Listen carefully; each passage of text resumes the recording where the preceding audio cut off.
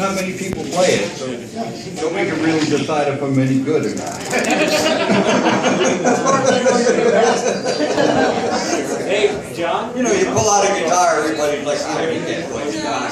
Hey, John, you're the best I've ever seen. Yeah, thank you for that.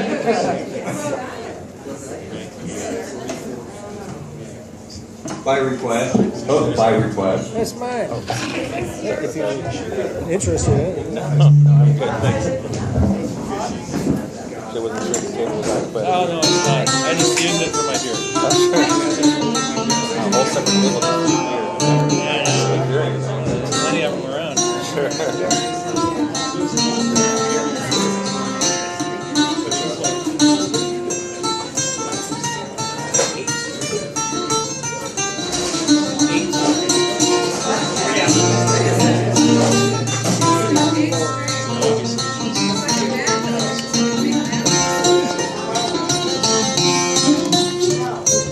No shit, dude.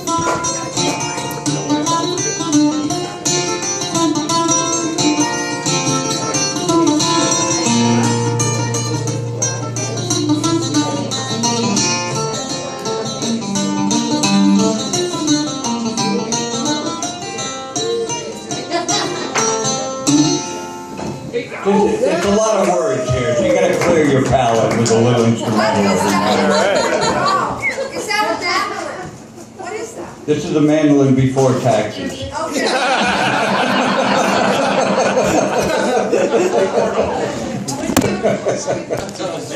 Is it a rainbow? It's called a bouzouki. Is it a rainbow? No, this one was made by a guy, Jimmy Moon, in Glasgow. Mine is mine. And it was funny, when I was in Kodiak, God, they hate I ran into this guy Cameron, he was a deckhand on Billy Harrington's boat.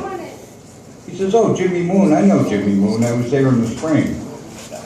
So we sent Jimmy Moon an email that one of his instruments had made it halfway around the world at that point. You know, an instrument made in Glasgow is a sturdy instrument.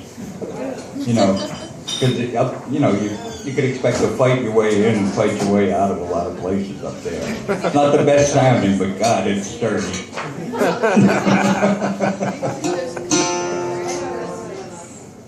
This was a melody that we had to learn.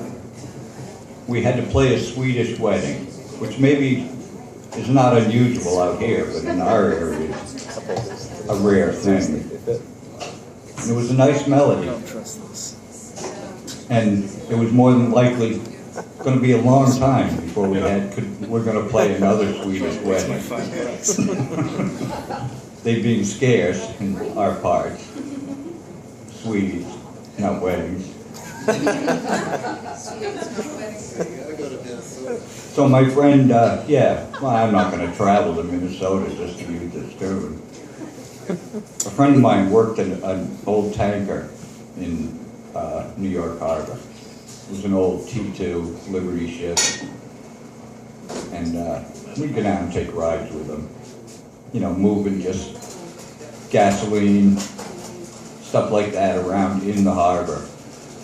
This thing used to have a condition called wet stacking, where unburnt diesel would condense in the stack and periodically ignite. You know, so you're on a vessel full of gasoline underneath the George Washington Bridge with flaming embers coming down on the deck. Eventually the Coast Guard got wind of that and several other things going on with the vessel and said, you can't run this anymore. So this is sort of about what happens to old boats.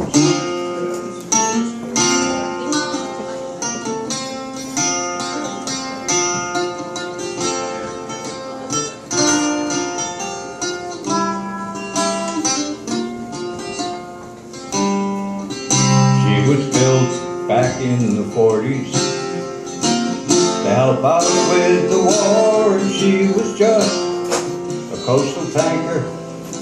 She never ventured far offshore, and if you saw her on the Hudson, you'd ask what she was for, because she looked a lot like what she was, a floating dinosaur. And as she took a load of benzene from Bayonne to Hackensack and the bunker down to Brooklyn and the high test coming back, see the captain up there ringing bells like a trolley on the track, with the scale built up like callus and a fire in the stack.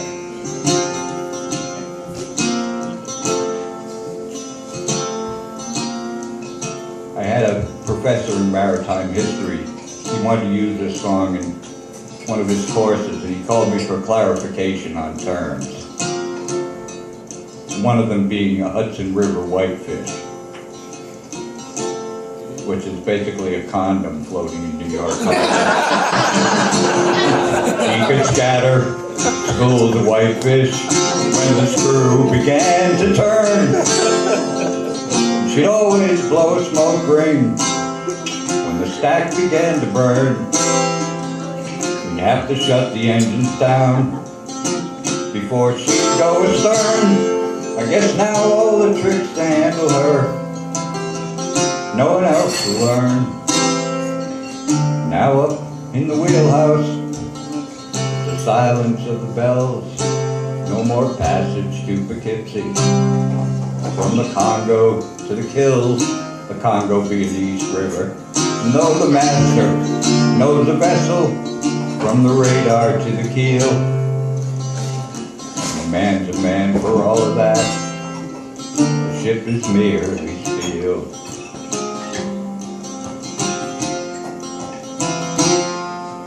The Coast Guard says her days are through. To the smelter she must go.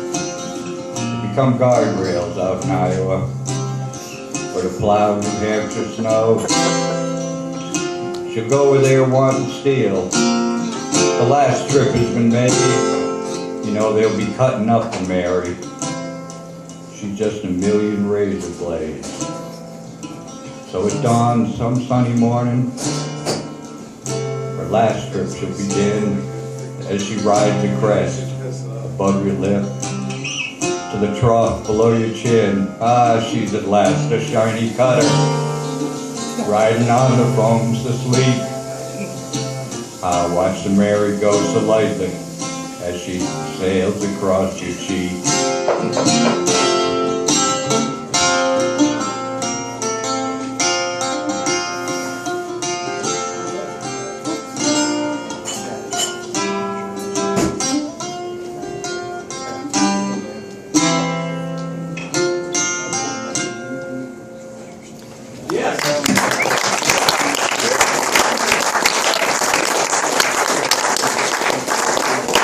Thanks, that was fun. The Congo, that's what they call the East River. New York Harbor is pretty funny. You know, everybody, a friend of mine, Jay Polsky, he was a ship's cook, and he used to save the trash, and as he would be going by Gracie Mansion where the mayor lived, up on the East River. He'd pitch it all off the stern, singing, New York, New York, you know.